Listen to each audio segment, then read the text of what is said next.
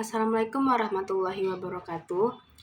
Di sini saya akan mempresentasikan proposal penelitian saya yang berjudul Pengaruh Konsentrasi SPAN 80 dan Konsentrasi Fase Internal terhadap Efisiensi Ekstraksi Zat Pewarna Rhodamin B dengan metode Emulsion Liquid Membran. Sebelumnya, izinkan saya perkenalkan diri terlebih dahulu.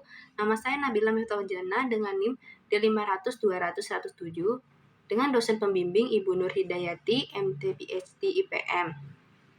Langsung saja, pendahuluan. Yang pertama, pesatnya pertumbuhan penduduk mendukung perkembangnya industri tekstil. Sekitar 10-15% zat warna dari industri tekstil terbuang bersama limbah cair, sehingga industri ini dapat menyumbang pencemaran air. Kedua, zat warna tersebut berbahaya bagi lingkungan dan makhluk hidup.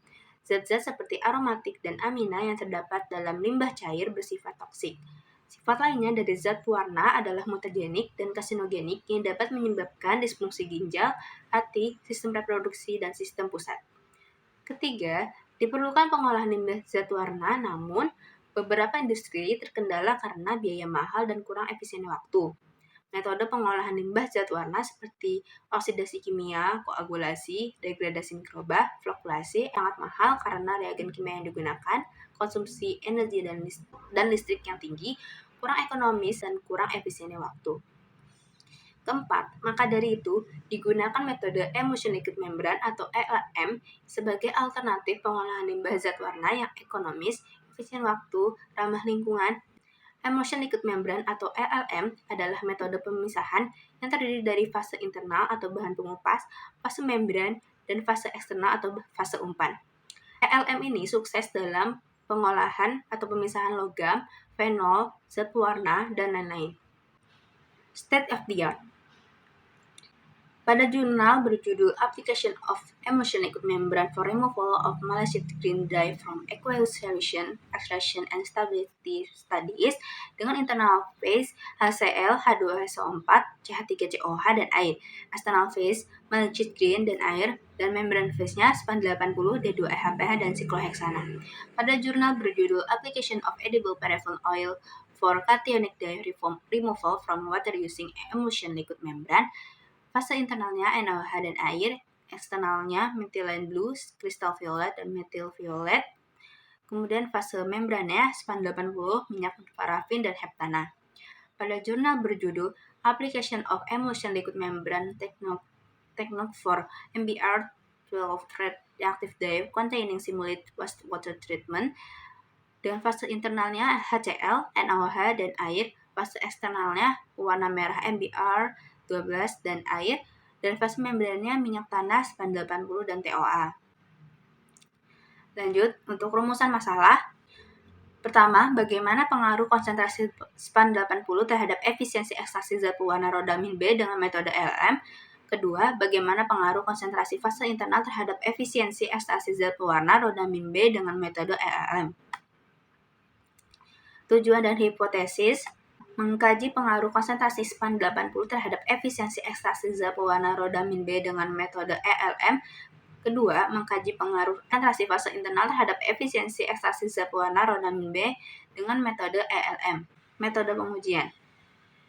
Jenis rancangan dan variabel penelitian. Penelitian ini menggunakan rancangan acak lengkap atau RAL dengan variabel-variabel sebagai berikut. Variabel bebasnya ada konsentrasi SPAN 80 dengan konsentrasi 1%, 2%, 3%, dan 4%. Dan konsentrasi fase internal dengan variasi konsentrasi 0,01 M, 0,1 M, 1 M, dan 2 M. Kemudian variabel terikatnya efisiensi ekstraksi ada persen ekstraksi, persen stripping, persen breakage, dan persen enrichment. Kemudian variabel tetapnya ada rasio volume internal terhadap volume membran 1:1, rasio volume membran terhadap eksternal 1:3, konsentrasi Rhodamin B 20 mg per liter, konsentrasi carrier D2EHPA 1,5%, kecepatan emulsi 1500 rpm selama 20 menit, kecepatan pengadukan 200 rpm selama 7 menit, dan didiamkan selama 30 menit. Rancangan penelitian. Pada konsentrasi SPAN 81%, digunakan variasi konsentrasi fase internal 0,01 M, 0,1 M, 1 M, dan 2 M. Begitu pula pada konsentrasi SPAN 80, 2%, 3%, dan 4%. Tahapan penelitian. Pertama, kita mempersiapkan ELM. dan mempersiapkan zat pewarna buatan. Kemudian, pengadukan LLM yang telah dicampurkan pewarna, lalu ekstraksi larutan zat pewarna, kemudian analisis sampel LLM. Cara kerja penelitian. Pertama, persiapan LLM. Pembuatan fase internal HCl dan variasi konsentrasi 0,01 m, 0,1 m, 1 m, dan 2 m. Kemudian, pembuatan fase membran sebanyak 25 ml berisi minyak jelantah D2-EHPA 1,5%, span 80 dengan variasi 1%, 2%, 3%, dan 4%.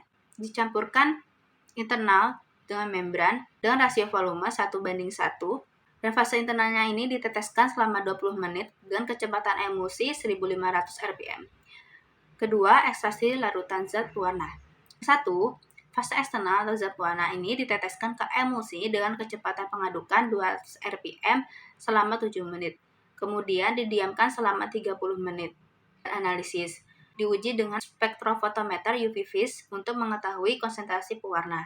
Untuk persamaannya digunakan presentasi ekstraksi CN0 min CE per CN0 dikali 100%. Untuk efisiensi stripping, CIVI per CN0 VN0 min CEVE dikali 100. Leakage, VEI kurangi VF per VEI dikali 100%. Enrichment, C internal per CEO. Risk assessment pada D2-EHPA yaitu toksisitas, iritasi kulit, korosif. Resikonya beracun jika tertelan, menyebabkan kulit terbakar parah dan kerusakan mata, toksik dengan efek jangka panjang. Kemudian metode dan peralatan kendali, hindari pelepasan ke lingkungan, kenakan pelindung seperti sarung tangan, pakaian pelindung, dan pelindung mata atau pelindung wajah.